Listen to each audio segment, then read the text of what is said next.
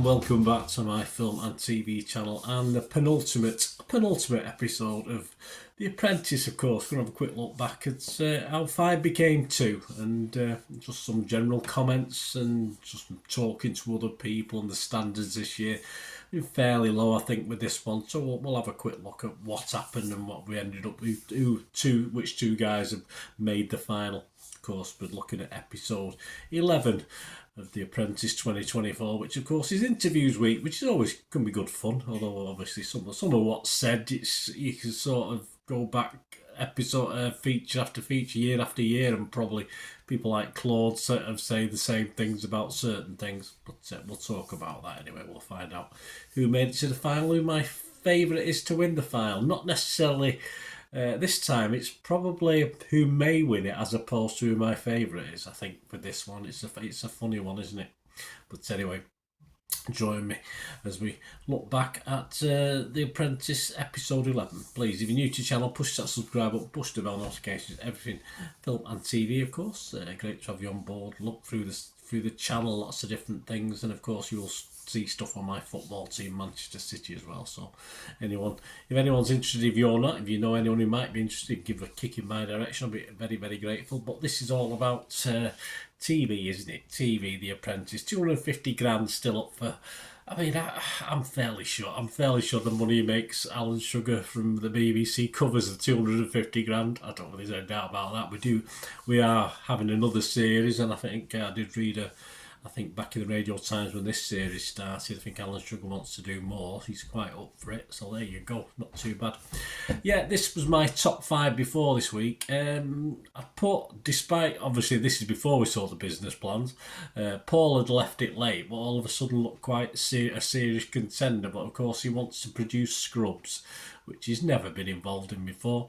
Rachel was sort of, I did say what number 1 and number 2 could switch around. Rachel was number 2, and she needed to pick herself up a little bit because she's struggled a bit last couple of weeks. And of course she's talking a boutique business studio. She already has one working away there in the north, so that was similar to last year's winner, though. That was like a boxing gym studio, wasn't it? But anyway, we'll talk about that later because we have to. Trey was my third option, only because he was just such a team player, but could he go solo? And of course, he's talking functional shots. That was his business idea.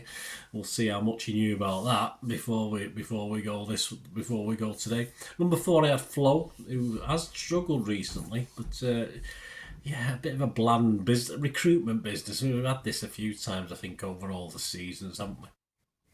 And my last one, although I did put him last, but most people think he's sort of.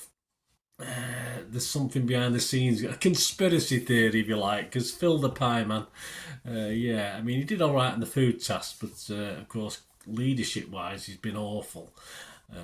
So that's his. He wanted to set up a pie business, of course. I'll give you a little brief summary of what I said week by week on some of these guys when we come and have a look at the how they reacted to the interviews. Linda Plant, of course, design agency. She was one of the interviewers. Claudine Collins, media agency. Claude Littner, of course, Sugar's mate. That's what we'll call him.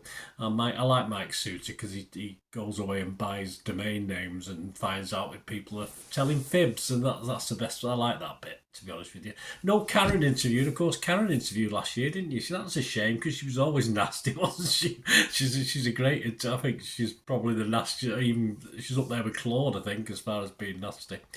But I must say, in general, are these guys idiots? I mean, I think 1 or 2 of them had okay business plans, but they go to these things and they don't give him. I mean, if you've got a business plan, you've got to come up with figures, you've got to come up with projections, and they don't. Some guys don't even have information on the product they're supposed to be selling. I mean, if you get through 10 weeks of this, I mean, surely there's expertise out there. If you don't know how to do a business plan, there's expertise out there. These guys are not unintelligent. It's not as though they just come straight out of school. They should be able to do a business plan. It's absolutely awful.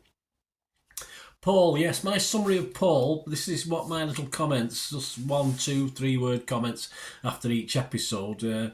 Body popper, dentist, hid week 2, smiley, smooth week 4, week 5, not a lot, he was transferred onto another team. Professional but too nice. Too nice with buyers. Still nice. Not in control. Went with the majority. Good week, presented well. So I mean, they're all the sort of comments reports. So they're quite positive. Of course, Linda commented that he hadn't finalised the product yet, but he did say his dad was in textiles because he's making scrubs, of course, for dentists. And she said, "You don't know anything about the business," and Paul said, "That's the truth." So not great. Claudine again commented about why did you put you can body pop in his business plan. I mean, of course, when you're promoting yourself to get in the series, that's fine. It's something different, but perhaps not in a business plan. And of course, the questions kept coming up from all of them. Well, why do you want to go into scrub making, which you know nothing about? Why not build on the profitable dentistry business? And Claude said exactly the same. He said he loved the business, but sadly the one he already has, not the scrubs one. And Mike, of course, took some pictures of the scrubs and he'd nicked them from somewhere else. But there you go. So not great, and obviously he was left with the thought that if you change your mind and make switch now to your dentistry business, Lord Sugar might be interested. In other words, unless you switch, you're out. But if you switch, you might still be out. But obviously, no spoilers in this. I'm sure you know the result anyway. Rachel, yes, a toy seller. That was her main job.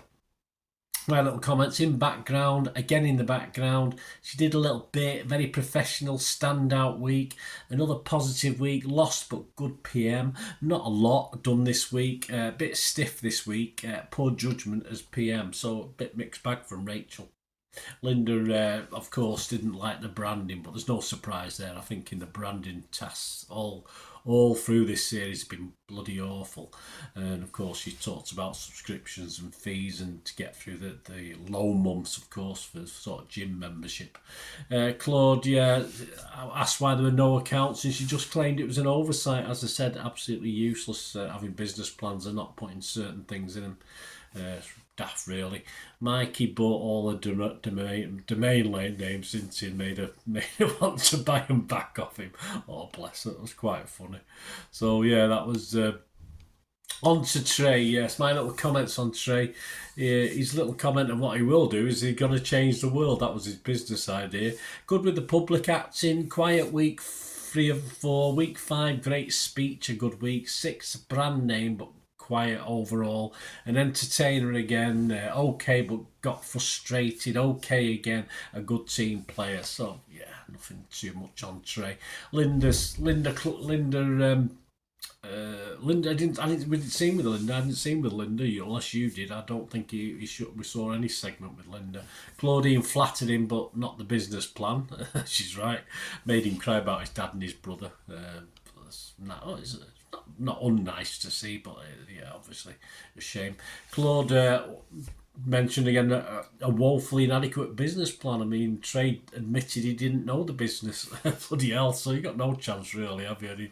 No surprise that Sugar turned to him first of all to get rid of him.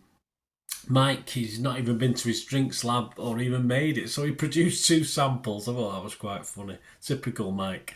And of course, he was brave. Trey drank it and pretended to like it. Mike, not so much, of course.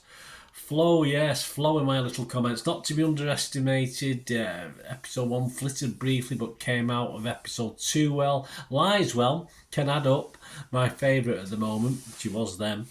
PM, she was okay. Week 4, tough cookie. Week 5, transferred a bit whingy. 6, tough and negotiated well. 7, very good again. Struggled especially on pitching. Bad decisions under pressure. So again, ups and downs. There's no consistency in any of these contestants. And of course, she did the best with the face pulls under pressure in the interviews, didn't she? Linda commented about.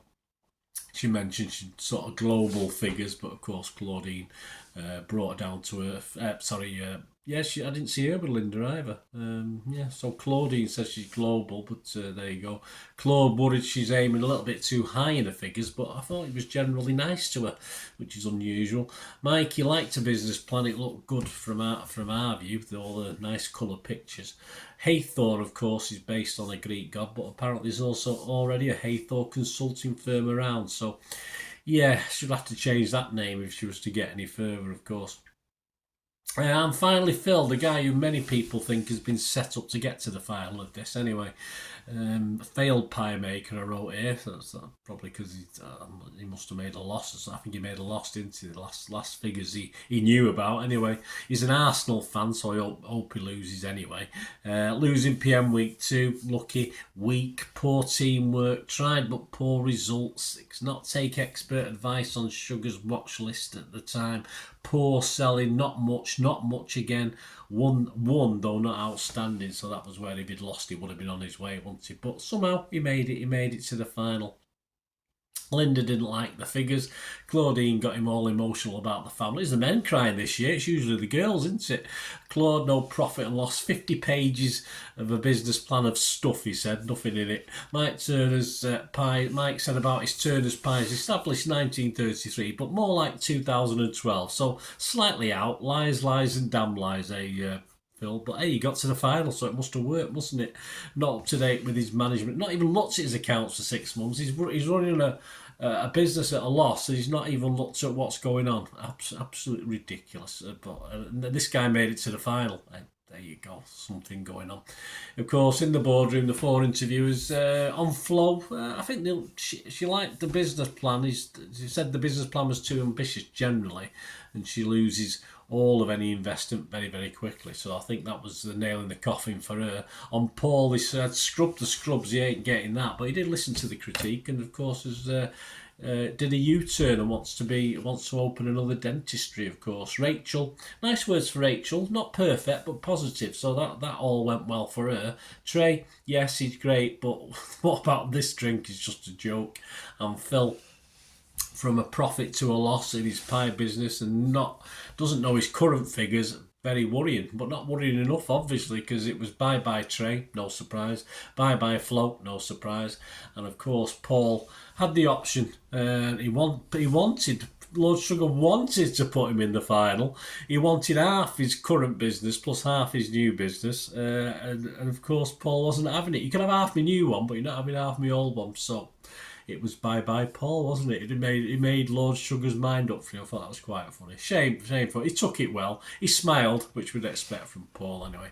So there you go. I'll be honest with you, I've probably dumped a lot this season. There's no one, there's certainly not on those business plans. Would you invest in any of those business plans? I certainly wouldn't. Of course, now we've got Rachel North Studio, which is a bit like what we got last year, as I said, and you got Phil, who doesn't even look at his accounts when his business is making a loss. Even I'd be looking at them daily, and mine bloody weekly and monthly. But so there you go, a couple of poor contestants for the final. Let's see what happens with the presentation. I do hope Rachel wins. But I have just for the fact that she's done well through the process of a weak lot. She's done okay, but I think most people are looking at Phil for this one for reasons not always correct with what's gone on in the series. But we'll have to see, won't we? Because if Lord Sugar wants to put 250k into a guy who can't even look at his accounts, good luck to him. That's all I say. But as I said, I think Mr. Sugar's covered, isn't he, by his, of course, the BBC and other things. I don't think it's a great big loss. It would be for us, of course, if we were doing it. Well, there you go. So the final. Join me next week when we'll just have a quick look back at the finals. Not much to say next week. Is anything funny that takes our eye? And let me know what have you got any favourites out of the two, and what do you think? Is it all a fix? Let me know, guys. It'd be great to hear from you. Until we meet again, that's one thing, don't I? Please stay safe, everyone. Bye for now.